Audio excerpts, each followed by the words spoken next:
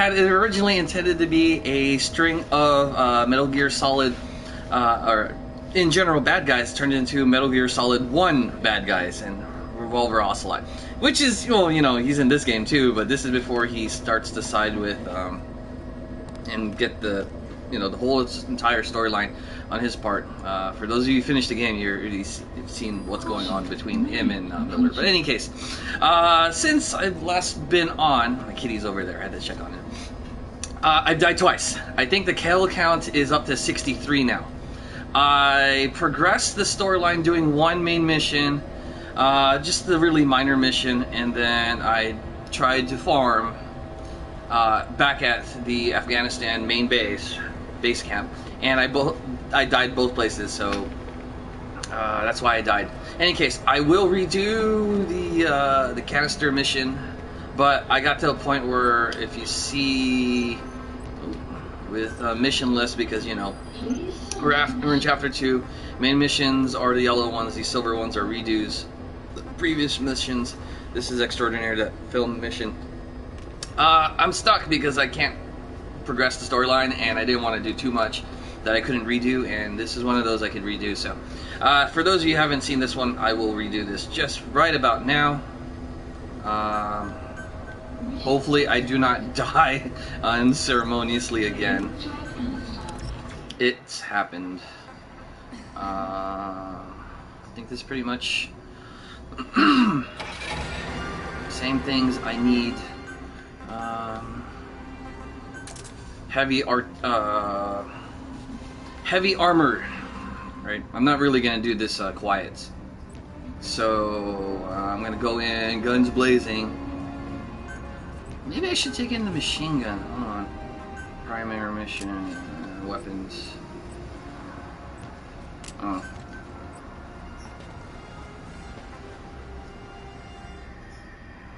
Yeah, let's take this in. Heavy guys suck. Aside from those two missions, the only other thing I've been doing is, you know, normal grinding of farm, base, micromanagement. Yay, always fun stuff. Oh yeah, okay. Let's go ahead and do this. I don't even think I need a vehicle, but let's take it anyway. Hopefully I will quickly do this without the helicopter showing up. That happened last time.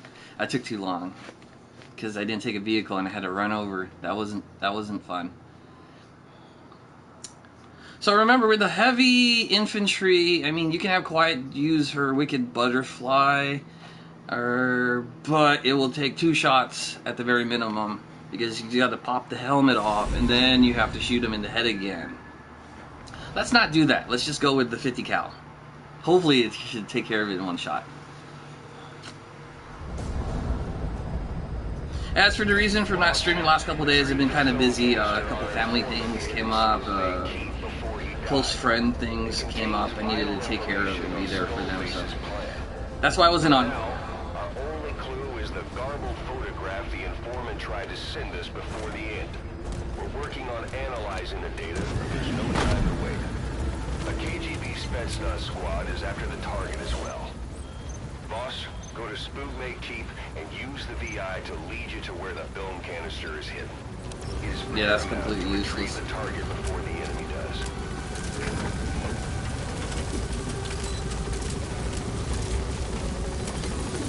Be careful down there, boss.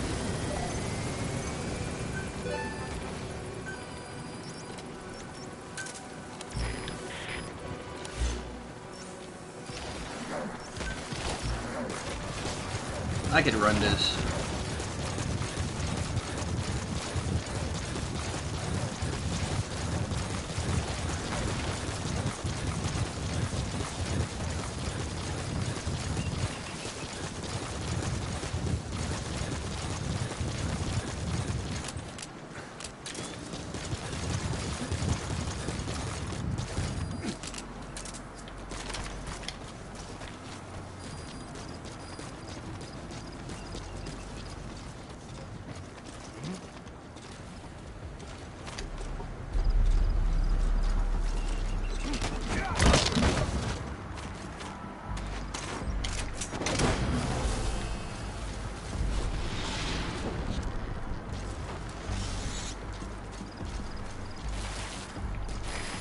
left on board.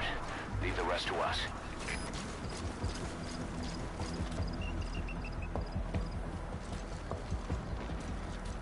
Maybe I will do this kind of stealthily.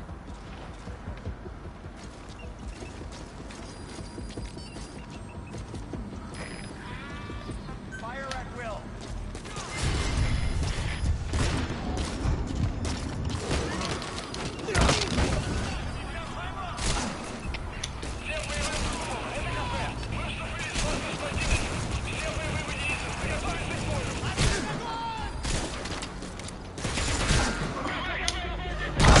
Oh no! Okay, that didn't go so well. Let's try that again. 64? Sucked.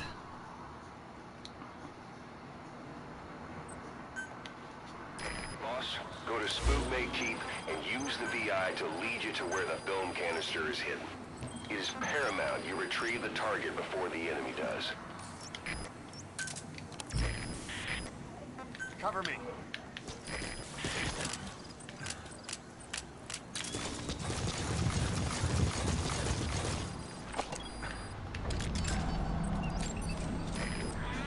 Fire!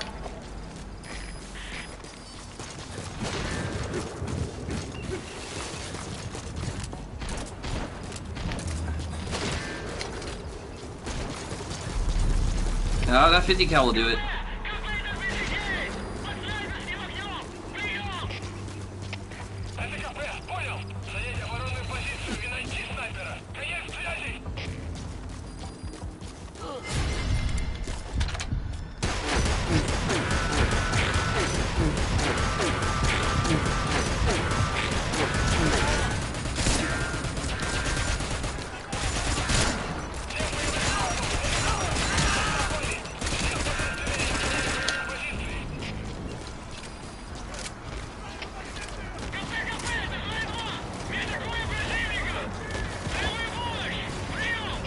Oh, there it is.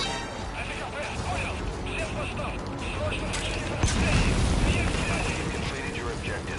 Now get out of the hot zone.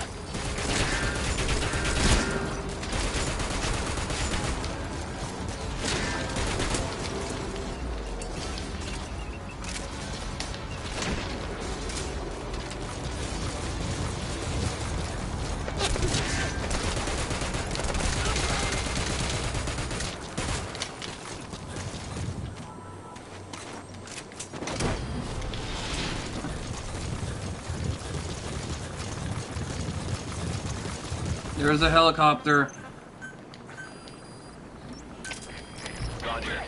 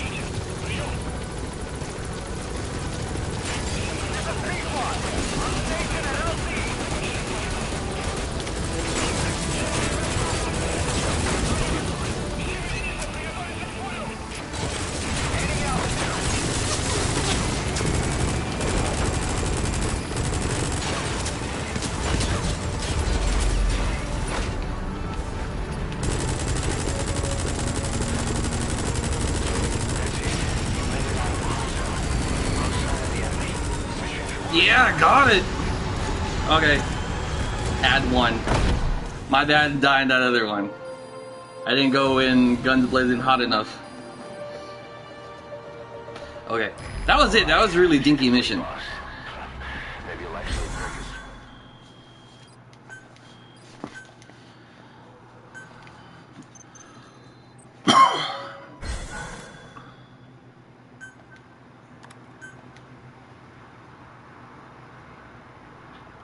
And there wasn't any like post-op like briefing. It was just that.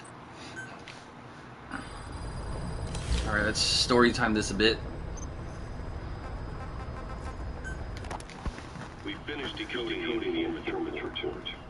That floating kid we've run into a few times now.